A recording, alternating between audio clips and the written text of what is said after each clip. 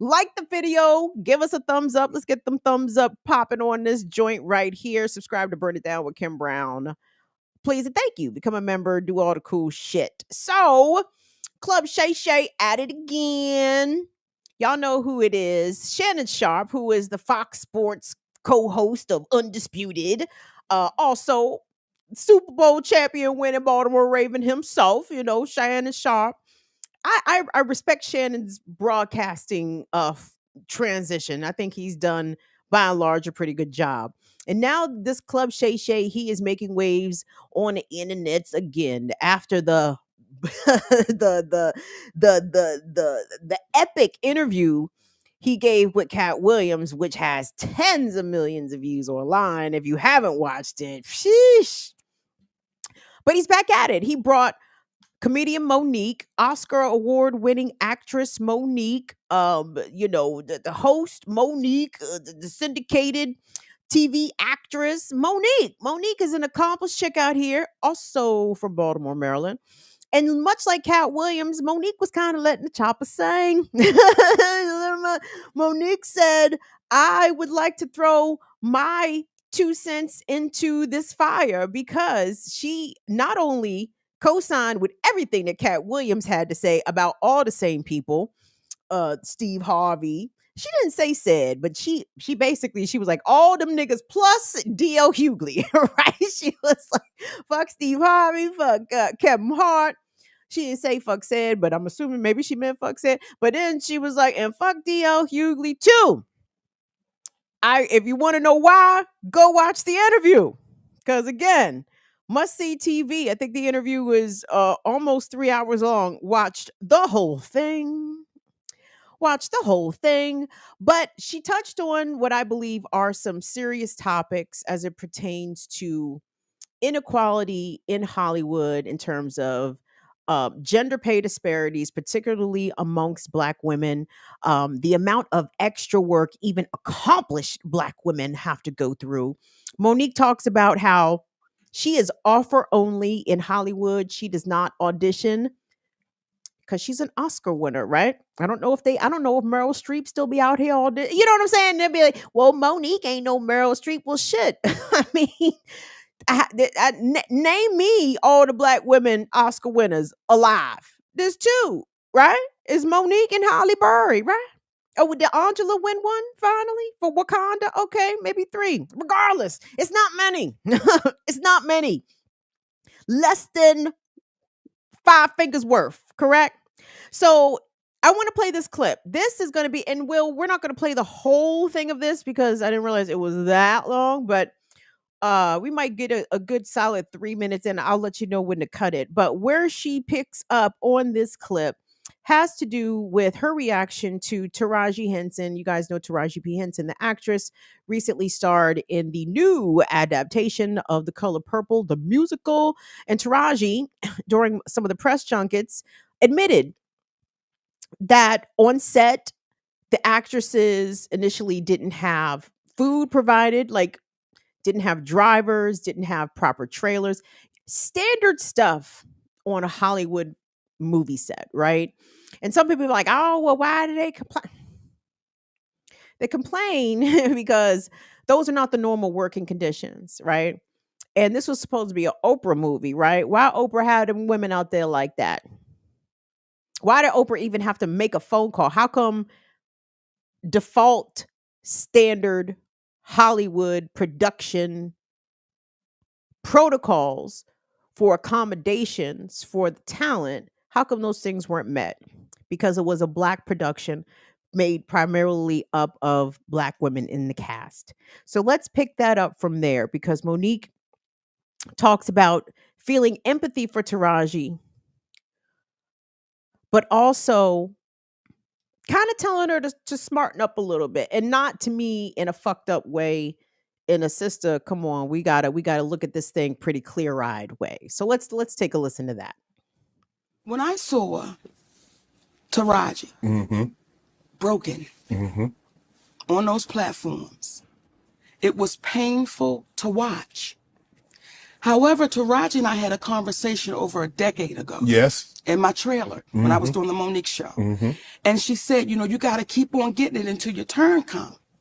And I said, Taraji, most of us die before our turn comes. We got to ask for it right now. Now, I understand that because there was a time I felt the same way. Exactly. Because that's what I was told. Right. You just keep going and we'll get them the next time. We'll get them the next time. We'll get them the next time. And the next time never comes. And then you see our sister broken, sitting on those platforms. Now, when I said it, why didn't it get the traction when you said it that when she said it? Now all of a sudden everybody is coming, and I don't have a problem. I'm glad. Yes. But if you said this a decade ago, and I remember you saying it over a decade ago, why didn't it get the traction? Why didn't it get the support? Why wasn't it propped up when Monique said it? I think there's a few reasons why. Number one, it was the messenger. I should just be grateful I got invited to the party. You a big fat black woman. How dare you be the one? And then on top of that, you're saying names. You're saying Oprah's name out loud. You're saying Tyler's name out loud. You're saying Lee's name out loud. You're saying Lionsgate out loud. That's not what we do. We say they. We say the people. We say the studio. We say the producers. How dare you actually say our heroes' names? You're very specific. These are our heroes. How could you say their names out loud? Because they're the ones that did it. And if I don't say it out loud, now you see a woman that is swallowing that pain, that is so stressed out. Then you see our sister Taraji P. Henson sit on that platform. And I love that baby because she's a beautiful spirit. But to see her that broken, what our community was saying was, we have a hard time, some of us, we have a hard time seeing a strong black woman with a back straight and a chin up and a strong black man standing by her side. We have a hard time accepting that. But All we right, can Will. accept seeing a black woman. Yes. So many times the class aspirational game, the respectability game, will have you swallowing and accepting mistreatment and abuse in just for the purposes of, well, if I don't take this, then I'm out, right? Like I'm going to be blackballed, I'm going to be blacklisted. Like if I don't take everything that I'm supposed to take in the way that they give it to me or in the way that it's presented to me, no matter how shittily the presentation is, no matter how piss poor the compensation is, no matter how egregious the working conditions are, if I speak up and complain, they're never going to invite me again because I don't have the right nor the power nor the voice to complain. Like this is how the world, I would imagine. I can't speak for all women. I can only speak for myself as a black woman, right? That is how I have been made to feel. Like I was watching this Monique interview, like, God damn. like Monique, get out my phone. Like Monique, how do you know? How do you know what my experience has been as well? Because obviously the system is designed to treat all black women in this way. How is it that all of us have so much of the shared experience? How come Monique, somebody I have never met, never crossed paths with, never worked with, never socialized with, how in the fuck is she running down some of my experiences as well? Not just in entertainment, but in the work world, period, right? Because this is she's talking about Hollywood and in the entertainment business, but really, this experience can be applied to black women in the working world across all industries, to be perfectly honest, right? And you want to believe that if you play the game, you will eventually win. And I feel so bad for someone like Taraji Henson, who has literally tried to play the game. Taraji, she talked about briefly, though, because she said she didn't make a big deal about it at the time. But when she played in the movie, The Incredible Case of Benjamin Button, right? She said that she had to come out of her pocket for her hotel accommodations, for her transportation. That is a slap in the face of an actress that has been cast in a fucking Brad Pitt movie, that is being produced by a major studio. Like, there's no excuse for that except for misogynoir, except for blatant racism and active hatred against Black women, and the fact that Black women don't even deserve to be given the bare minimum. And Monique has been speaking about this for some time. So a lot of the shit that she said is not new, but again, it continues to be compelling because she continues to name names, right? And even though she is not characterizing her grievances as such, she is, even as a classed Black woman herself, right? I mean, Monique ain't broke out here, right? She got a couple dollars, right? You know what I mean? She believes that she should be owed more compensation, and she's right, but she ain't scraping by out there, right? So anyway, but even as a class Black woman herself, she is calling out the more elite of the Black bourgeoisie for acting as active gatekeepers, right? Like, and and the reason Monique, I think, is naming Oprah, Tyler Perry, and them is because Dems is the one that fucked her up. Dems is the one that put the word out to the white man that she was difficult. She says this in this interview, that she has recordings of Tyler Perry um acknowledging that he put out a rumor about her that she was difficult to work with. That is not true. It's not true, but it's too easily believed because of the malicious stereotypes that people are very comfortable accepting about Black women, and especially about fat Black women, right? And I appreciate Monique coming back to that point over and over again in this interview with Shannon Sharp, because we don't talk about the politics and the impact that body type shape and how it shapes the way that women are perceived, the way that they are allowed to advance or not advance, right? Because she is a fat Black woman, people diminish her. They diminish her intelligence. They diminish her ability. They diminish her desirability, all kinds of things. I think it was some very interesting points that she brought up. But let me circle back to the gatekeepers, because Monique wasn't done. It's going to be that next clip, Will. And now there was a couple things that I felt as though she did not hit the mark on. Okay, Monique in this interview, and I'm not going to play that particular clip, but she's still standing strong on that bonnet shit, y'all.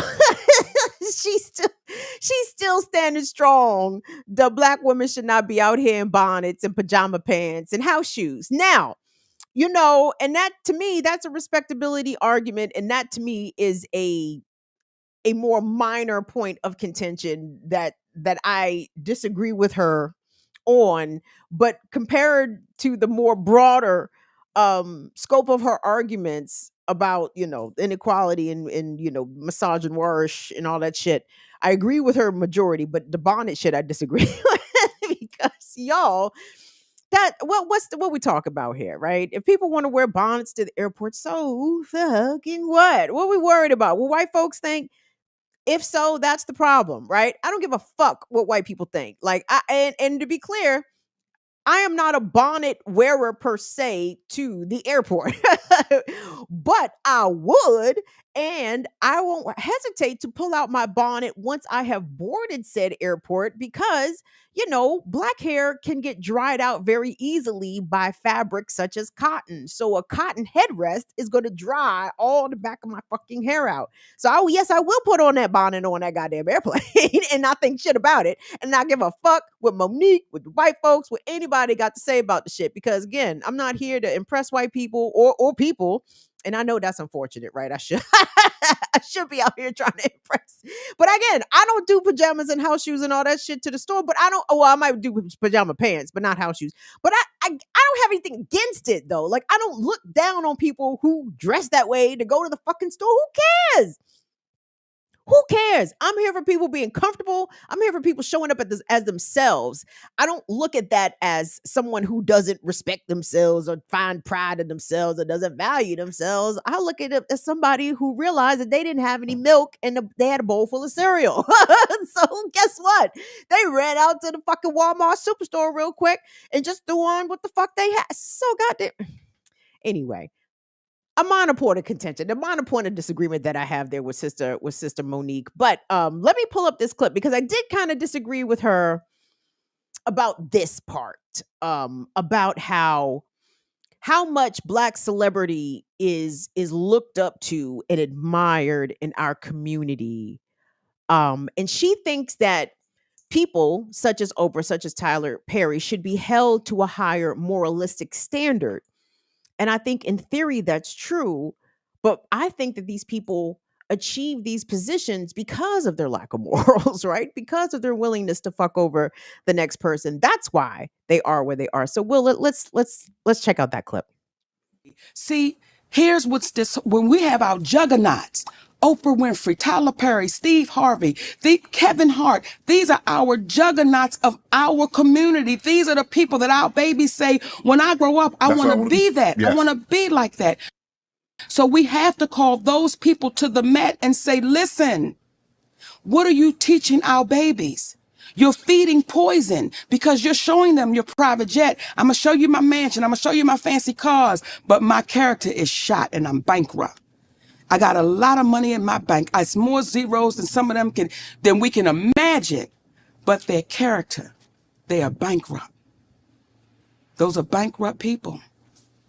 So everybody that Katt sat right here and told you about, I can't wait to see your next interviews with those people. They ain't coming on now, Mo. Invite them. I have. They not gonna do it. Well, look, I've already done Steve. I have a relationship with Steve. Do him again. Do him again. And I'm gonna say this.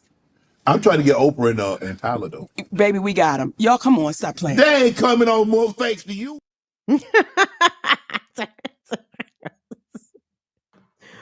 Hey, Shannon Sharp had to do some real recognized real moments during that interview. Monique had sent him the audio of that she had recorded of Tyler Perry admitting to putting the fucked up word out about her. Then Shannon had to concede that yep, that audio sounded like Tyler Perry. Yep, he said what you said that he said, and yep, that shit is fucked up. Like he had to concede all of that. You know what I mean? Now, they did not play this audio during the interview, which I find interesting. But it is very apparent that she got it, right? She got these receipts and she ready on them. Let me just address some of the things that she said. Okay. Now she's not wrong. Like all of these celebrities are the juggernauts in our community, and they shouldn't be, you guys. Like as much as we can, we need to actively discourage youthful admiration of celebrity in general, but Black celebrity in particular for Black children, because like if the goal is the bag, I mean, you may not even get the bag if you be a whole dirty ass terrible human being out here, but you do stand a better chance of maintaining a position if you are able to achieve one, if you were willing to fuck people over. That is what all these celebrities are willing to do. Like when I see people in certain positions, there's a couple things. There are some default assumptions that I make, right? I assume maybe one, this person or these people are very compliant people, meaning that they don't challenge. They usually go along to get along. They're not usually trying to make waves or ruffle feathers. Now, I know in a lot of walks of life and a lot of professional industries, like that might be standard, right? But when it comes to entertainment, the whole point is to keep pushing the envelope, right? The whole point is to advance and make creative strides and take risks and take chances, right? And so when I see, I guess I'm talking about radio here, right? So when I see people in certain positions, especially on the radio, I'm like, oh, well, you don't buck at all. Like you just go along with everything. You don't challenge anything. You don't try to like what new do you bring to the medium, to the discipline, to the genre, to the conversation? Chances are not very much. Chances are you just nod and go along with shit, right? But that doesn't advance the art, right? It doesn't advance the medium, and that can be applied to all creative disciplines, in my opinion. So anyway, I disagree that these people should be the ones being admired, because they're usually the most terrible people, the ones who are, sort of in the way that Katt Williams gave different examples. Like Katt Williams said in his Club Shay Shay interview that there were certain bounds he wasn't willing to push because it didn't make black men or black people look all that great. But these are compromises that Kevin Hart was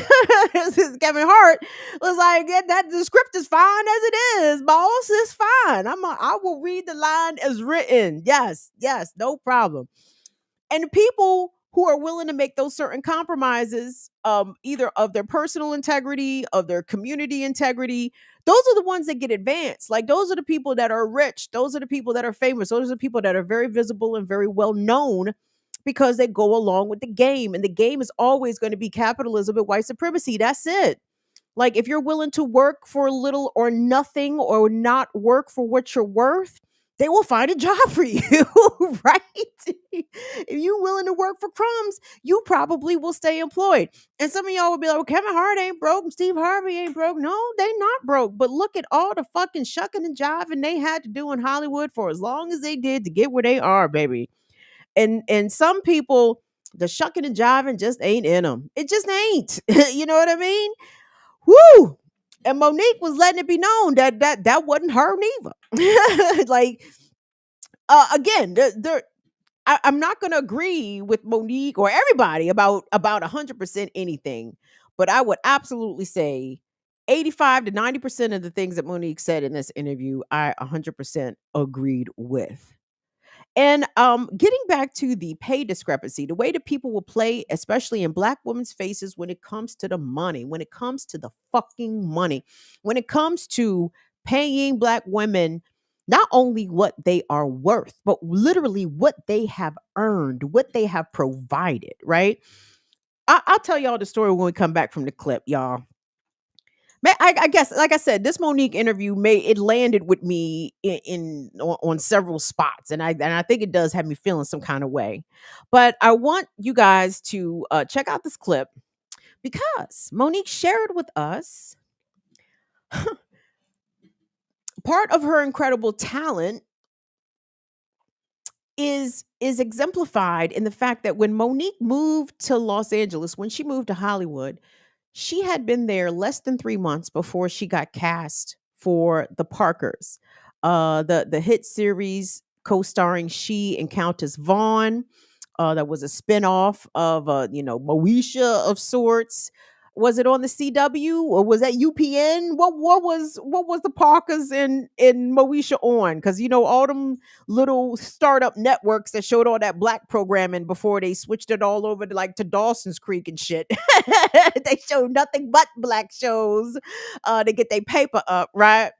And they got their paper up, but they didn't break, seemingly at least. Monique and Countess Vaughn, the stars of The Parkers, did not get broke off relative to the value that The Parkers was able to generate. And I want you guys to listen to her break this down. Check it out. I understand if we get to 5 years, we got to 5 years. 110 episodes, me and a beautiful young lady named Countess Vaughn, who was my baby to this day. We had the Laverne and Shirley law, right? You're supposed to be equal. Yeah. Once we got to the 5 years, my attorney, and the agents said, oh, the Parkers made money. Y'all gonna get paid from the Parkers. It's made money. Okay. Years go by. By 2004, the Parkers, we went off the air in 2004, right?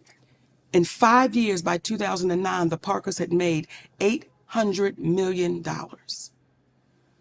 You're like, oh yeah. Stay with me. Money.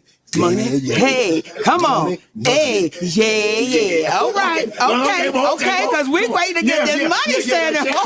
Check is coming. We get a call. We got to do an audit, and everything. Okay. And that was in 2009 that it made $800 million. We're now in 2024. And they're trying to convince Countess Vaughn and I that show made no money. No. They're trying to convince us that a show that cost roughly $65 million to make, In our last year of shooting the Parkers, Countess Vaughn and I made $55,000 apiece. That's it? How much were you making an episode? $55,000 an episode. Okay, so how many episodes at did the you end shoot that of last 5 years. That last year we shot 22 episodes. Okay. We made $55,000 apiece at the end of a top-rated sitcom. Hold on, time out.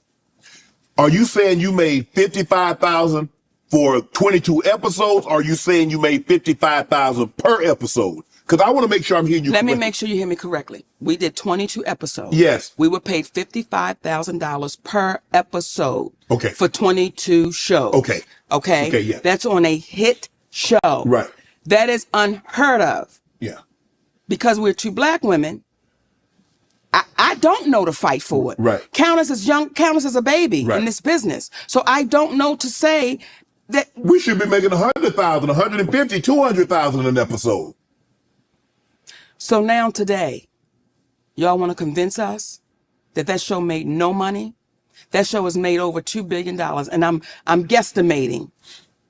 And you want to convince us that our percentage, we made no money? We can't allow that to happen. Right. That's why we're fighting. That's why we're saying, no, guys, we can't sit on our hands like that. Right. You know how many of us, when you watch Good Times, when you watch The Jeffersons, when you watch Sanford and Son, whose family is benefiting from our images? Because the damn show ain't ours. Whew, shit. Whew. That joint hit, that last line especially. I mean, everything she said definitely hit. But when she said specifically Sanford and Son, The Jeffersons, Good Times, each of those shows were produced by Norman Lear, the late recently departed Norman Lear, y'all. And everybody, you know, we like Norman Lear, but was what was Norman Lear breaking our people off what they were supposed to be getting? I don't think so.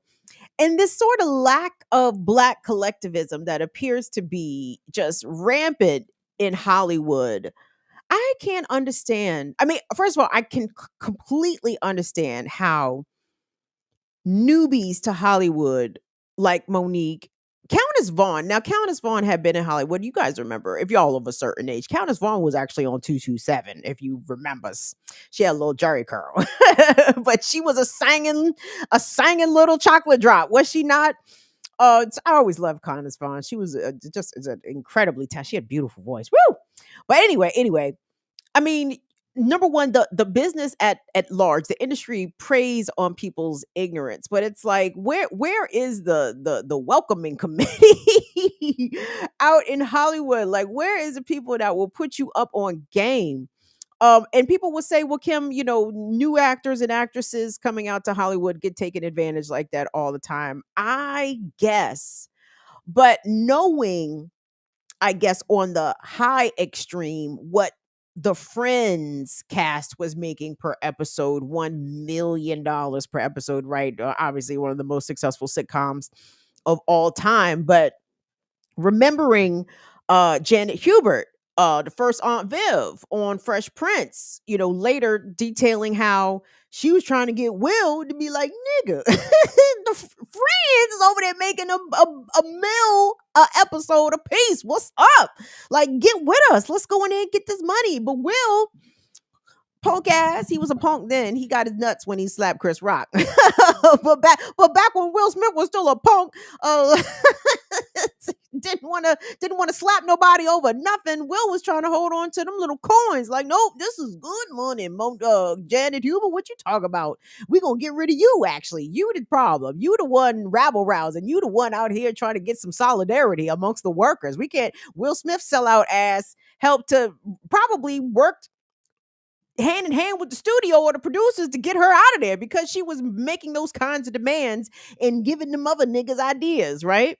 And that's fucked up that Monique and Countess Vaughn were drastically underpaid for a hit sitcom that, according to her, went to syndication after 3 years, not the standard 5, went to syndication in 3 years. And in the interview with Club Shay Shay, she talks about just her naivete, her ignorance to the business. Like, She said she was making promos for the Parkers in syndication. She didn't even realize that the show was in syndication. You know what I mean?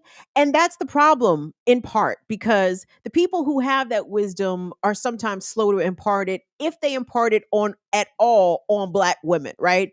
And certain black women who come across strong, who come across confident, self-assured, believing like shit in their talents and their abilities, like people will try to get over on them either overtly or subtly in ways like withholding information, right?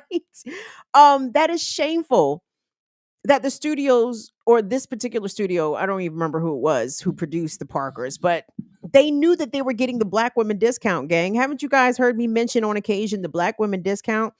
That employers apparently in all industries know that you don't have to pay black women what you pay white people, right? I the expectation is I'm gonna have a 30% smaller salary than the white man or the man in a comparable position as mine doing the same work as me. Somehow employers just know that they can just pay us less because if we turn the jobs down, the jobs are not always as plentiful for black women as they are for other people. Like that, I mean, even within the circumstance of black community, and some men may disagree with this, but men still get the man out here, right? The privilege is the male privilege is still the male privilege. Not in all ways, gentlemen, I understand, but in some ways, yes, absolutely. Absolutely. And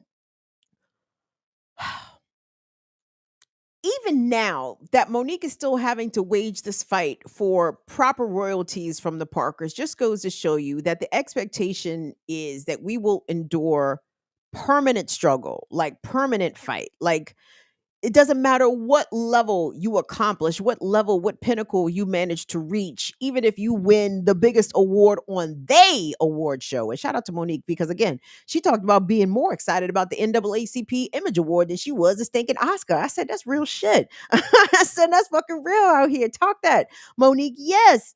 Even she won one of their awards. She met and exceeded some of their barometers of success in the example of a syndicated TV show, and she still can't get what she is owed compensation wise, respect wise. And it be your own niggas. I'm not gonna spoil it for everything because not that Shannon Sharp needs the views, but I do think it is a worthwhile interview to go and watch and listen to. And I've heard some other commentary talk about, well, Monique, she's so bitter. Why? You can tell that she's not healed. She hasn't healed. Dog, when someone takes money out your pocket, when someone takes food out of your family's mouth, I'm sorry, you just supposed to let bygones be bygones. Oh, that was then. No, y'all, I'm still mad at Joe Biden. He owed me $600. Okay. Monique claims that Tyler Perry putting out a negative word on her, putting out the whisper campaign on her in Hollywood cost her tens of millions of dollars. And Oprah too. Oprah talking shit or trying to come in and steal away some opportunities for Monique. You let her. I want you guys to go watch it. Let her tell it. And she was sipping a little bit with Shannon. I noticed that she was sipping on water. But as the interview goes on, she gets more and more Baltimore. like that Baltimore accent comes right on out. And I said, you can take the girl out of Charm City. You can not take Charm City out of the girl. And so given the heels of this momentous interview, and I don't know how many views, I haven't looked. I didn't look and see how well this Monique interview is doing on Club Shay Shay. As I said, the Katt Williams interview did like I don't even want to guess where it's at now. It's probably in the stratosphere. But I hope that this interview with Monique gets the attention because oftentimes when black women are airing our grievances, we're not heard, right? We're not listened to. The things that we say are not valid. We're too emotional. We're too attitude-y. Oh, she's just being extra. She's just being dramatic. Oh, she's blowing it out of proportion. Nope. A lot of times a black woman will be very direct, honest, accurate, straightforward about her experiences, and I don't take any of that away from Monique. Everything that she said, I believed it. Like I said on the Remix Morning Show, like I could tell in the Katt Williams interview where Katt was lying a little bit. Like Katt was lying about some shit. I could tell where he was lying though. Like I feel like he was truthful about most of the things, but I could tell in the ways in which he was lying. There were no lies detected in this Monique interview. And speaking of Katt Williams, Monique dropped a little video on socials, making a little bit of an announcement. Will, let's check that out. You know what? Let me show you what I'm about. And I want to talk to y'all about our brother, Katt Williams. Now, y'all know that is my fraternal twin brother, non-biological, okay? And I want to tell y'all about my twin brother, Katt Williams, baby. Guess what? I'm going to be joining my twin brother, Katt Williams, on the Dark Matter Tour. So I'm excited. We are excited. I cannot wait to see y'all. Connecticut. I see y'all tomorrow night with our brother, Katt Williams. Albany, New York with our brother, Katt Williams. And I'll say this too. And I told him this. I said, for as funny and as talented as you are, your heart is far bigger. Real talk. And that brother done touched our community, baby, in ways that he's never even talked about. Those are the real ones. Because as they say, real G's move in silence. Oh. That said. Well, give me a kiss on that one. What you say? Ooh, that was tremendous auntie and uncle energy there, wasn't it? Here come Unc, because they say real G's move in silence. Here come auntie. Ooh, that was good, baby. Give me That's fine. That's fine. I was just making an observation. So yes, Monique is joining Katt Williams on tour, the Dark Matter Tour. Now it's Monique, Katt Williams. I know Tori Hart, who is Kevin Hart's ex-wife, and it was somebody else. Another one of the so-called hater crew was going to be joining them. I can't remember who it was. That sounds like a hell of a show, y'all. Absolutely, that sounds like a hell of a show. I would very much love to see Katt Williams and Monique perform on the same bill, right? On the same stage. I think that would be really good. And I'm glad that the both of them are getting the attention for the reasons that they're getting it, for the truth that they're speaking, for the people that they are exposing, for the norms and fucked up mores in entertainment business and in Hollywood, the shit that people are allowed to get away with in the dark. You know what I'm saying? Bring that shit to the light. Sunlight is the best disinfected. Roaches are afraid of light. Bring all that shit out into the light. I'm telling you, 2024 is the year, y'all. The people who have been out here causing fuckery, causing misery, um, making sure that people haven't been able to advance or to prosper based off bullshit, based off one person's wayward opinion, based off absolutely nothing that's valid. I think those people are about to be exposed, right? I think they're just going to be continued to be exposed, right?